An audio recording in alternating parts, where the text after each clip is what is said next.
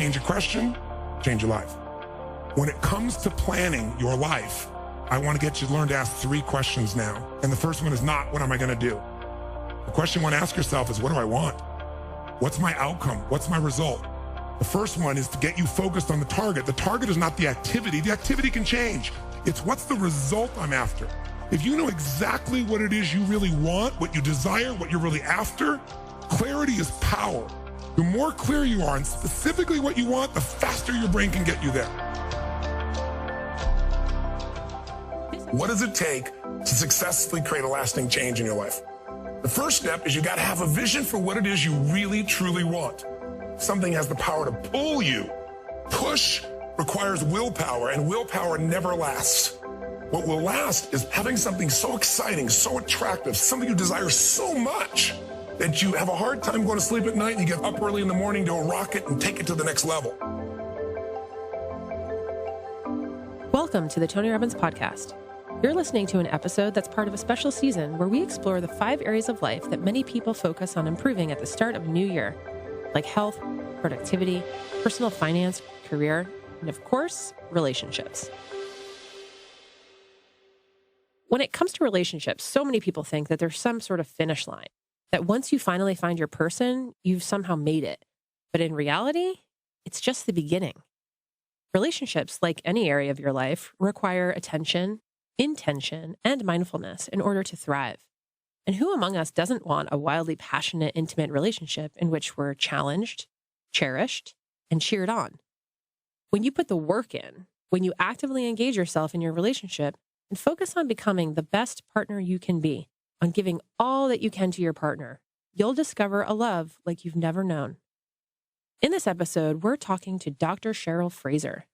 She's a clinical psychologist, a sex therapist, Buddhist teacher, author, and speaker. In fact, she's spoken to Tony's platinum partners at his relationship seminar in Maui. Dr. Fraser has conducted extensive research on behavior in relationships and on what causes them to succeed or fail. She helps couples around the world cut through the resistance and reignite the connection they think they've lost. Here's Dr. Fraser as she explains the 3 components that make up a truly exceptional relationship. A healthy relationship is not an accident. People tend to wait around, waiting for things to get better. And let's face it, we're all really good at falling in love. Any idiot can fall in love. Falling in love is easy. Staying in love takes mindfulness. When we're falling in love, we've got all this interest and charge. We plan, we're intentional. We want to impress the person. We want to dazzle their world. I think of it sometimes that, falling in love, the feelings are so fantastic. We're like a Rottweiler who gets given a squeaky squirrel toy. We jump on it. We clamp down on it. I want to feel this way forever. Falling in love is easy. Staying in love takes mindfulness. The exceptional couples who have a passionate, deep, emotionally connected, sexually and erotically alive, exciting love affair in the long term, that doesn't happen by accident. What makes an exceptional relationship? Exceptional couples cultivate what I call the 3 keys to passion. I suggest you visualize it as a triangle, the passion triangle. This is an equilateral triangle. Ideally, what we do is we're strong in all 3 of these keys to passion. The first one is intimacy. The second one is thrill. And the third one is sensuality. So imagine a triangle with all 3 sides strong. That's an exceptional couple. Now, what do I mean here by intimacy? I mean the psychological, emotional, connected communication aspect, the friendship aspect of a great love affair. This is where we manage conflict reasonably effectively. We apologize and repair well. We have a deep friendship. We're truly intrigued and interested in our sweetheart. We care about what's going on in their world, and we feel connected and like our sweetheart has got our back. Most couples in a long-term relationship are pretty strong in intimacy, but they may be weak in the following 2. Again, these are the 3 keys to passion. Intimacy is the first. The second is thrill. This one's a little ineffable. Again, when we're falling in love, we've got all the hormones, biochemistry, hopes, dreams, and romantic, insane, and unrealistic projections going on. It's really easy to be fascinated with you. Thrill is the butterflies in the stomach, the rushes of erotic attraction, the excitement, and the laser-focused interest in you I had when we were falling in love. How you doing on that these days? If you've been together for 5 years, 15 years, Are you excited when your sweetheart comes home? Or does the dog barrel to the front door and jump up and down and freak out? And you sit in the living room and go, hey, where are you in terms of showing thrill? The second of the three keys. The first key, intimacy. The second key, thrill. And the third key, yum, yum, yum, sensuality. And by there, I don't simply mean sexuality. I mean literally all your five senses, how you relate to your sweetheart through your body and your voice, through touch, sound, smell, through all of it. Sensuality covers the entire spectrum of the erotic and the special way we relate to our partner, whether that's holding hands when we walk the dogs, whether that's having my hand on the back of your neck when you're driving us to our appointment, and the entire realm of sexual and erotic contact, from a passionate kiss goodnight to a warm hug hello, to the simple, sweetest, soul-shaking lovemaking, and to the wildest, sexiest, taboo, raw, hanging off the rafters kind of sexual contact. Intimacy, thrill, and sensuality. Strong, amazing, exceptional couples have a good dose of all three. What I ask each of us to do right now is briefly do a quick internal check on you and your relationship these days. Where are you on the passion triangle? Are you strong in intimacy? But like the majority of longer term couples, you may be strong in intimacy, but pretty weak in thrill and mediocre in sensuality. You don't make love very often and it's not very exciting. I call that marriage incorporated. And I would say it's kind of the number one long-term relationship doldrums. Marriage incorporated. We're approaching our love affair and our family like a business, not on purpose. We kind of fall into that over time.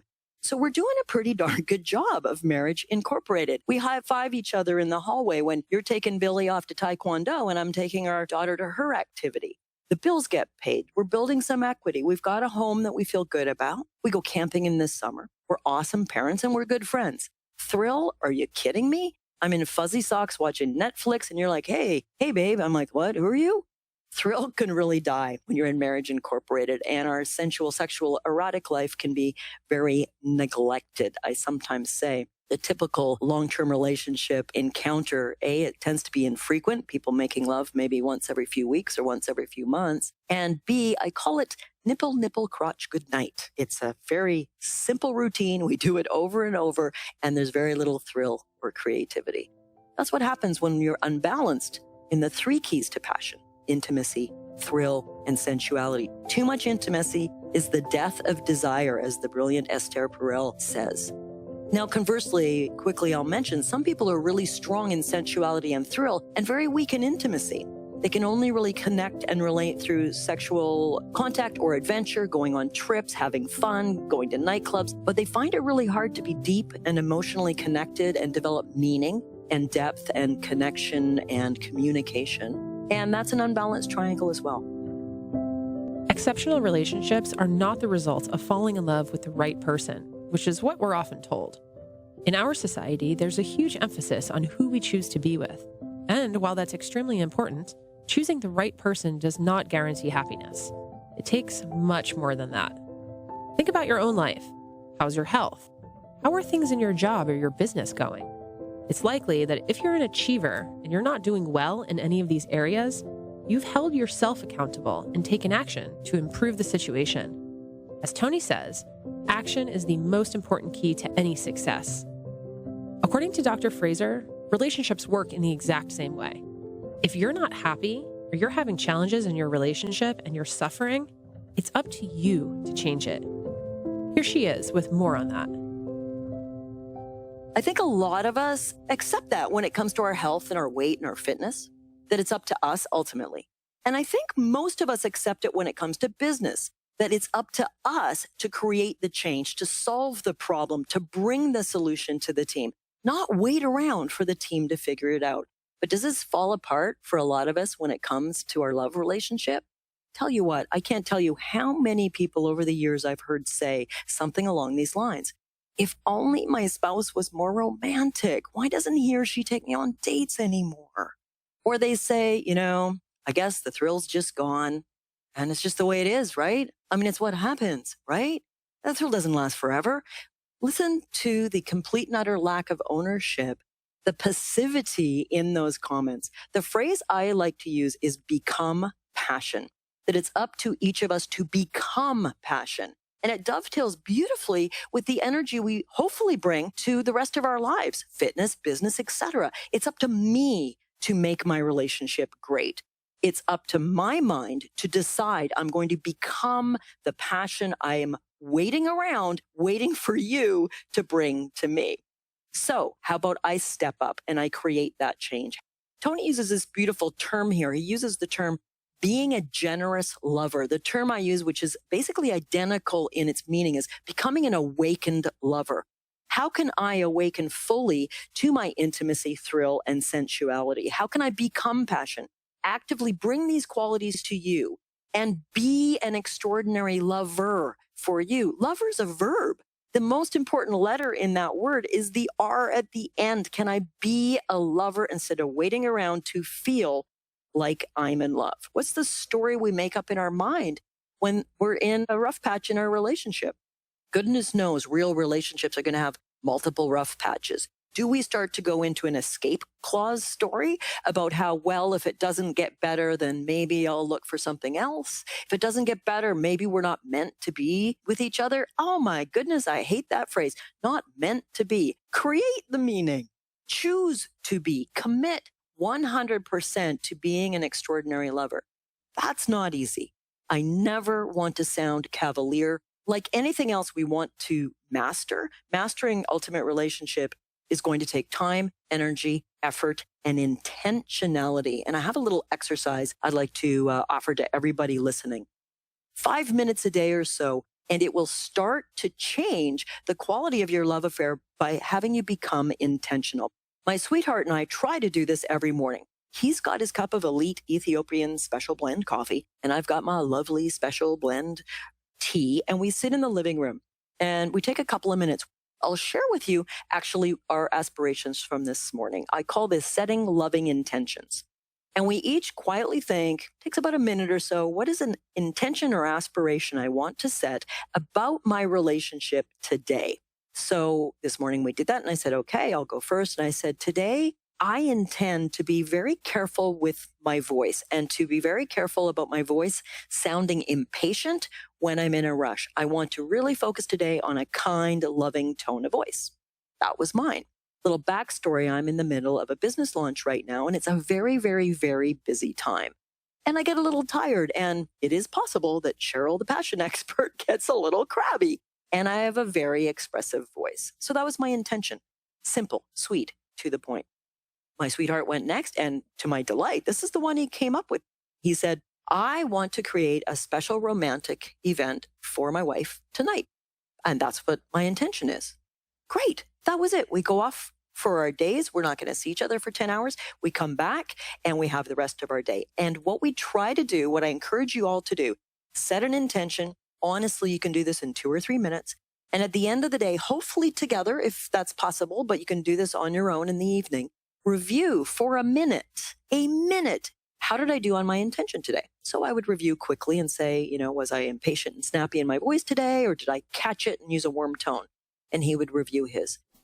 Make love intentional. If you want something great, it's not going to happen all by itself.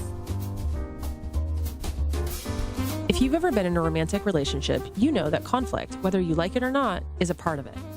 Human beings have conflict because we're different people with different opinions and different frames of reference. Conflict is inevitable, and according to Dr. Fraser, one of the most critical skills that couples can develop is to manage it well. In other words, it's not about if we mess up, but when, and what we can do about it.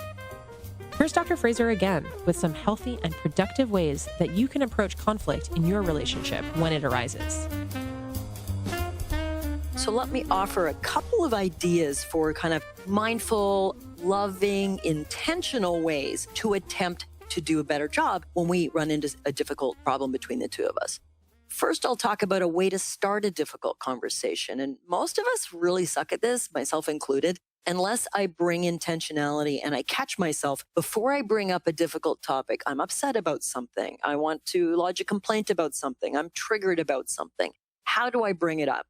Research indicates that the first 3 minutes of a discussion, same as business, the first 3 minutes of a discussion tend to predict the outcome of the discussion to about an 80% level, meaning if I phone the tech support that I'm having trouble with and I start, it's not working, rah, rah, rah, I come in, hot and mean, generally the call doesn't go well. We know this.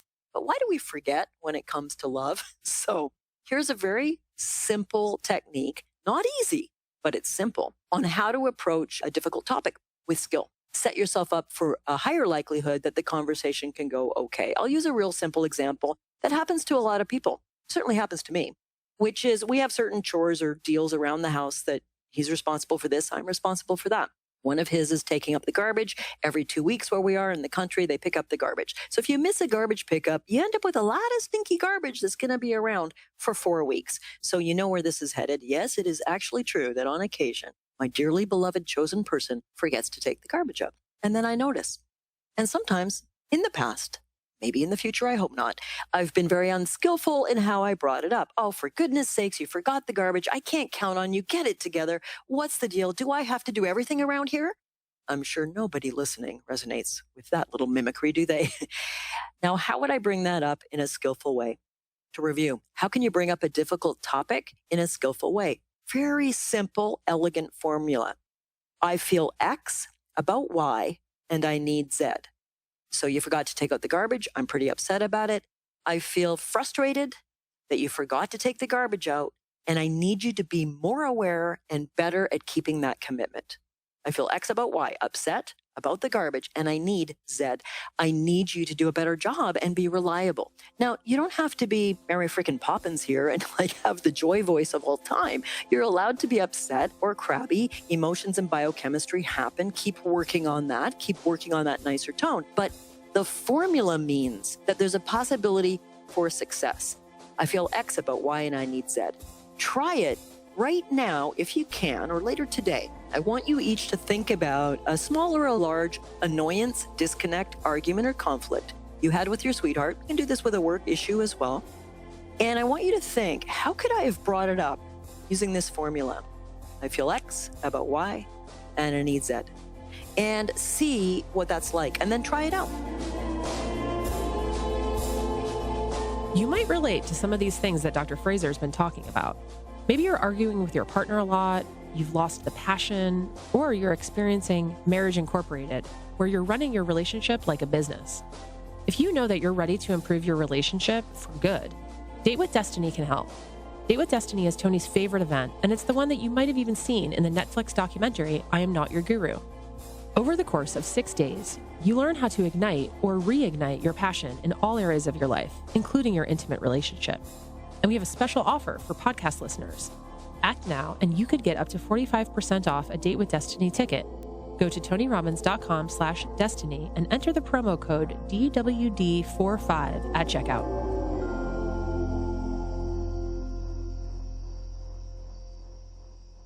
Welcome back to the Tony Robbins podcast. You just heard from Dr. Cheryl Fraser, who gave a framework of how to productively approach difficult conversations with your partner. But what do you do when you've really messed up? Maybe you had a really bad argument and said something hurtful. Or maybe you've done something in your actions that has caused them pain.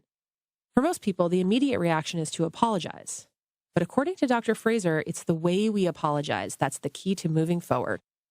Here she is with how you can be more mindful in your apologies. I'm going to teach you the art of the mindful apology. This takes both people. And I'm going to set this up as though I have said something that has hurt you. Okay? Now, there's 3 steps to this. First, I deliver a specific apology. I'm going to tell you how to do that in a moment. Second, you receive my apology and forgive me. And third, together we begin again. Let me give a tiny bit of context for this because it's really important. Masterful couples take 100% responsibility for everything in their relationship. So if I've wronged you, I've said something that's hurt your feelings, you take as much responsibility as I do for trying to get us back into alignment. My mistake or your mistake has taken us out of alignment. We're not as connected. We're not in flow. We're not as trusting, open, deep, and vulnerable. And instead of sitting there metaphorically with your arms crossed saying, well, Cheryl hurt my feelings, she better fix this now, the idea is that we're both in this apology together. The one who delivers it, in this case me, I've made the error. The one who receives it are equally important. If you want excellence, follow this formula. So let's say you said, hey, babe, are you coming to my baseball game tomorrow night? And I said, no, I don't want to come to your game. I think baseball's stupid and I think it's a waste of time.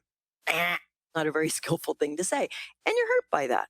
Now we're going to enter into me choosing to apologize. Here's the thing. I am not a fan of people just saying, I'm sorry. I know that's a bit of a surprise. I'm not a fan of people saying, I'm sorry. Well, I think I'm sorry can be pretty weak. We can toss off an I'm sorry and nothing's going to change. So I train people to do a little three-step process when I apologize to you, when I offer my apology to you. I'm going to own my behavior. I'm going to repair, and I'm going to vow to do better. So what might that sound like about the comment I made about your baseball game? I might say, hun, look, I'm really sorry I made this snide comment about your baseball game. That wasn't cool. It wasn't kind. Boom, I'm owning my behavior. That's the part most people skip. Secondly, I then offer my repair in the form of an apology, usually. I'm sorry I said it. It wasn't my best moment. I feel badly.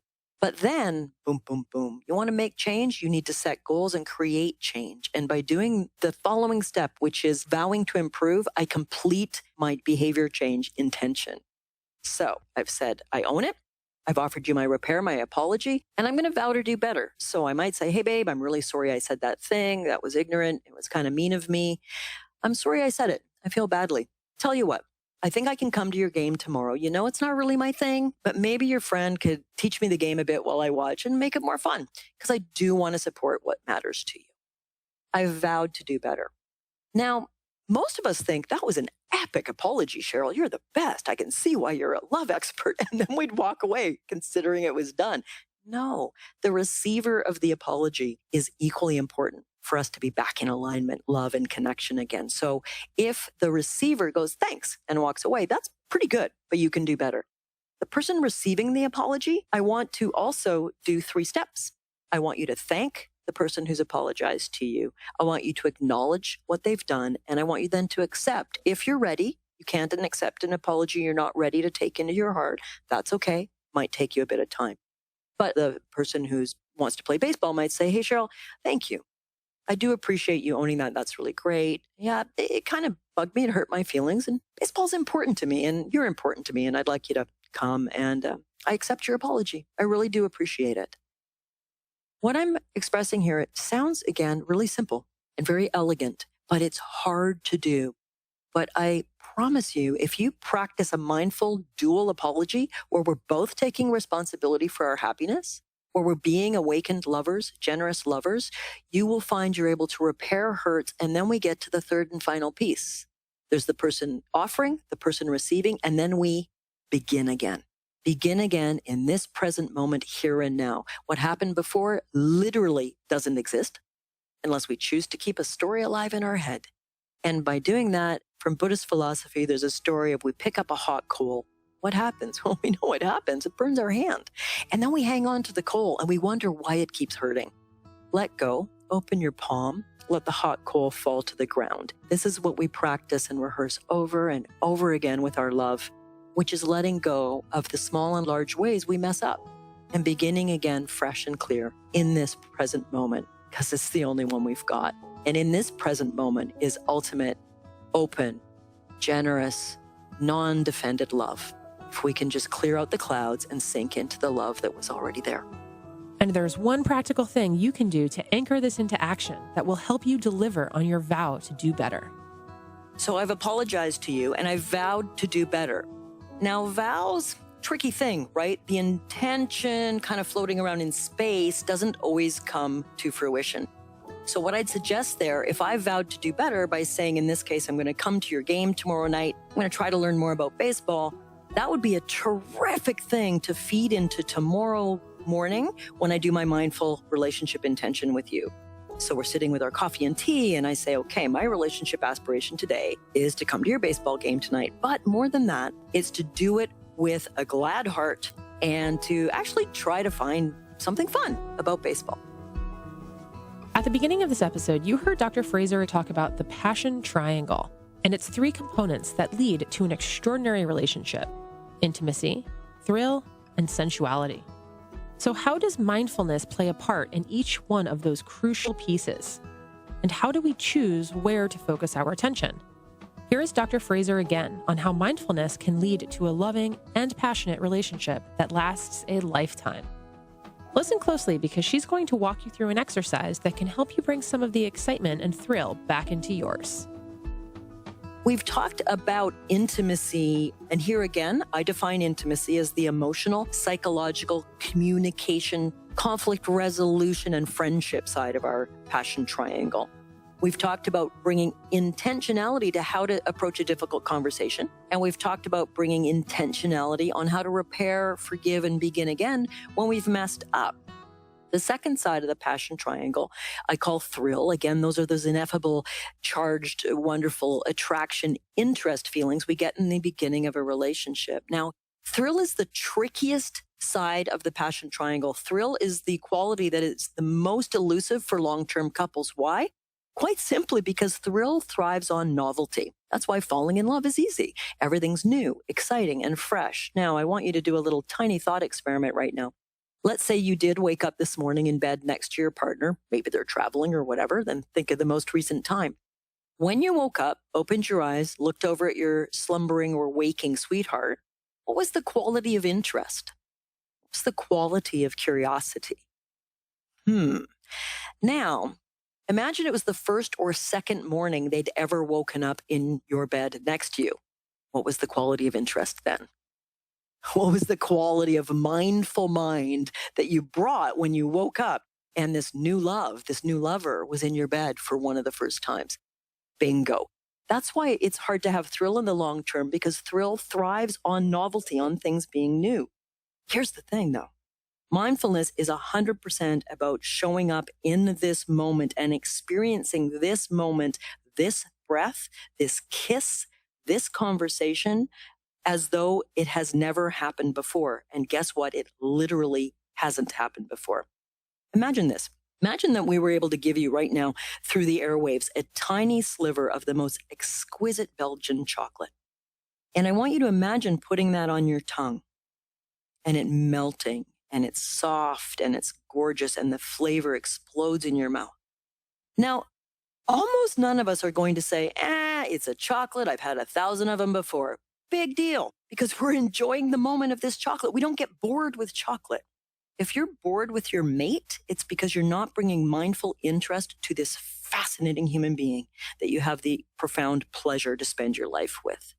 You know why affairs happen? One of the most common reasons is that someone finds your mate interesting again. They meet someone at a work function, at lunch, and that person's fascinated. They're simply bringing the quality of novelty and interest. They like listening to your mate's stories instead of rolling their eyes. So thrill and mindfulness are key together. If I'm going to find my beloved fascinating after 25 years, after 10 years, after a lifetime, it's my mind that I need to train. I need to bring the mind of interest. You're absolutely fascinating. If I'm bored with you, it's because I'm not training my mind to bring novelty and focus and mindfulness to who you are. And the third side of the passion triangle, where mindfulness is also very, very key, is sensuality, all things erotic and sensual.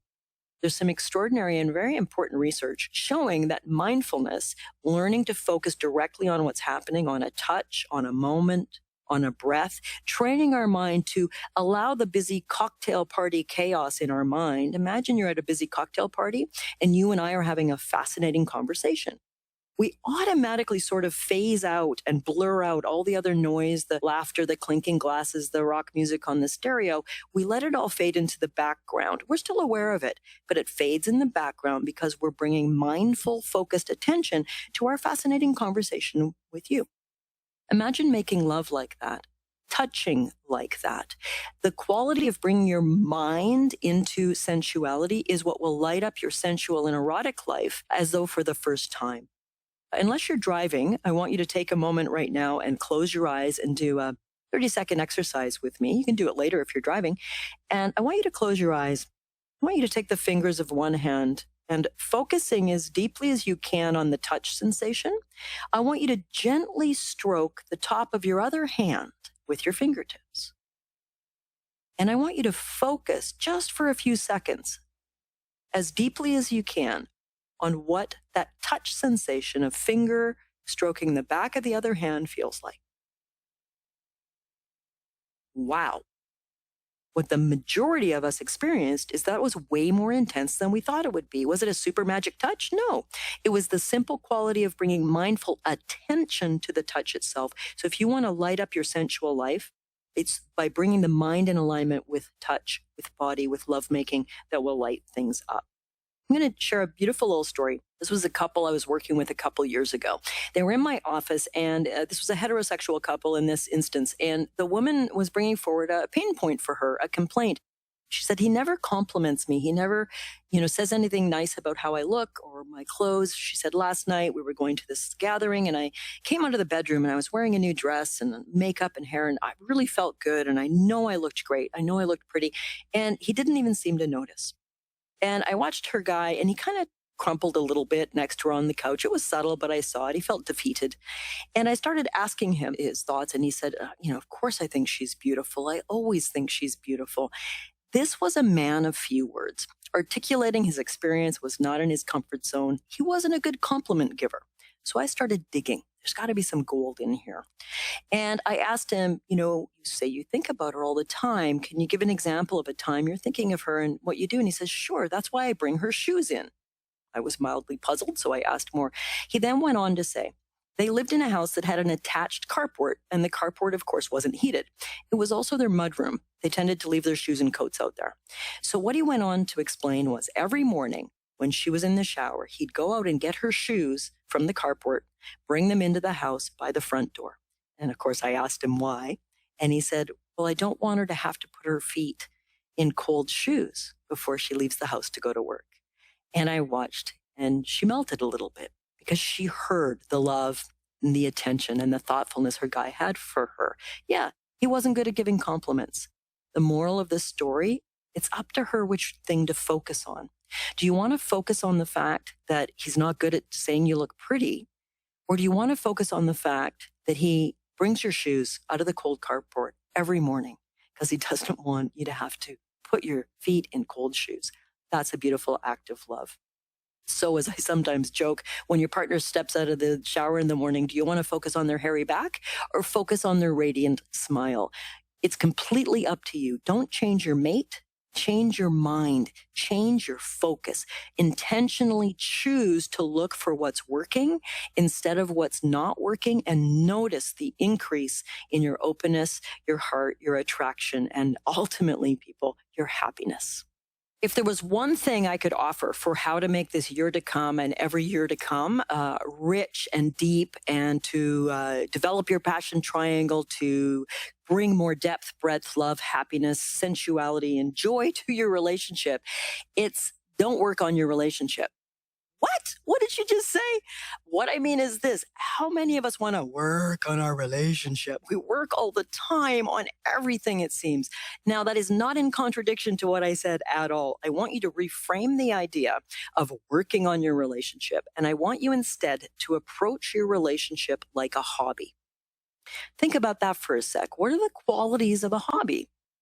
When I teach this to groups, I have them shout out, what makes something a hobby as opposed to not a hobby? And people say, well, a hobby is something you want to do. You do it because it matters to you. What else? You don't get paid for your hobby. Most of us want to become better at our hobby. If we're a potter or a golfer or a dancer, we often study or take a class, work with an expert. We want to continue to master and improve our skills at our hobby. We create time for our hobby. Please memorize that one. We create time for our hobby. We carve out time. We make it a priority. That means intention, planning, prioritizing, valuing. Make your love life a hobby this year and in the years to come. That's where you apply your intentionality. That's why you might choose to have your daily rituals of setting a loving intention, having a deep, passionate kiss goodnight, making lovemaking a priority, not letting it fall onto the back burner, but make it a hobby. Bring a quality of curiosity and interest and joyfulness to your love life. And don't work on your relationship as much as dive into the hobby of mindful loving. Because again, ultimately, great happiness is up to us. Great love and great sensuality begin and end in the mind and in our choice to become and be a generous, awakened lover to bring the very best of our heart and mind to this love affair between you and I at this time. Train your mind and train your heart to be an awakened lover. My greatest hope is that I will learn in my own relationship to fall in love over and over with the one I'm already with, one moment at a time. Because remember, love ultimately is a choice, and the choice is yours.